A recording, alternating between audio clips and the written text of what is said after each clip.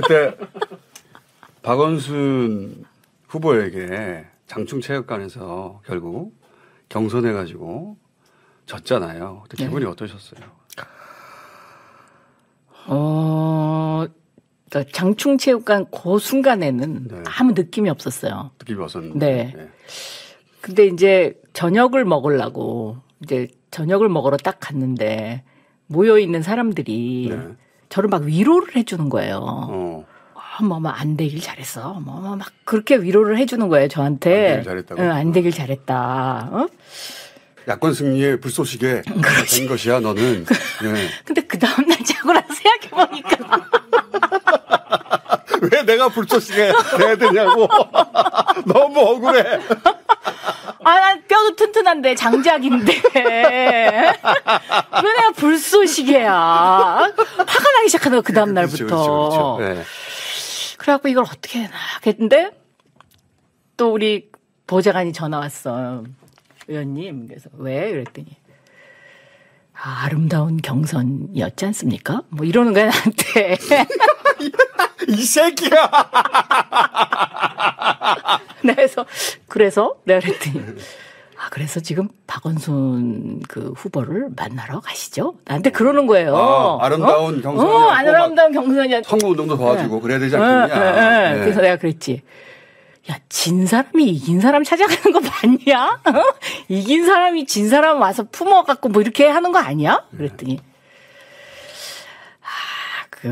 이번에는 그게 아니라는 거야. 그러면서 나더러 가재. 응? 똑똑한 친구였네. 그래서 뭐 그 말이 맞는 것 같기도 하더라고요.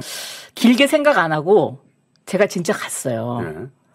갔는데 그 당시에는 박원순 시장도 정치 초년병이잖아요. 완전 초년병. 그러니까 아무것도 모르시잖아요. 아무것도 몰랐어요, 정말. 응? 예. 그러면 제가 갔으면 막 와서 얼싸 안아주고 그러니까 반가워하고 고맙다고 막 감격하고 이래야 되는 거 아니야? 관심이 없어. 저 사람 나한테 전대 와. 왜 왔지? 근데 완전히 안녕하세요. 정치의 문법을 모르니까 막 사진 찍고 그래야 되는데 껴안고. 근데 안녕하세요.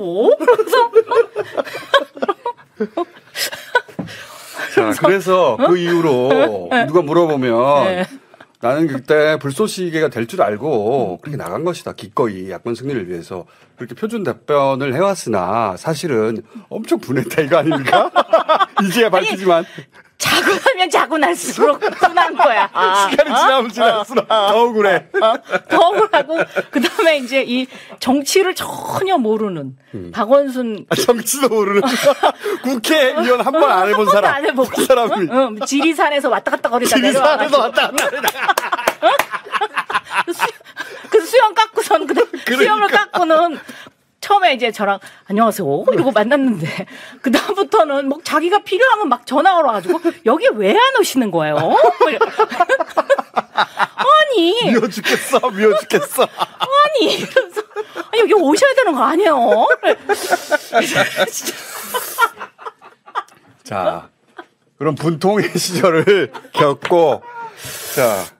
서러웠어요. 제가 진짜 서러웠어요. 진짜 어디 가서 서럽단 말도 못하고 김호준한테 얻어맞고 박원순한테 무시당하고 제1야당의 후보인데 말이지.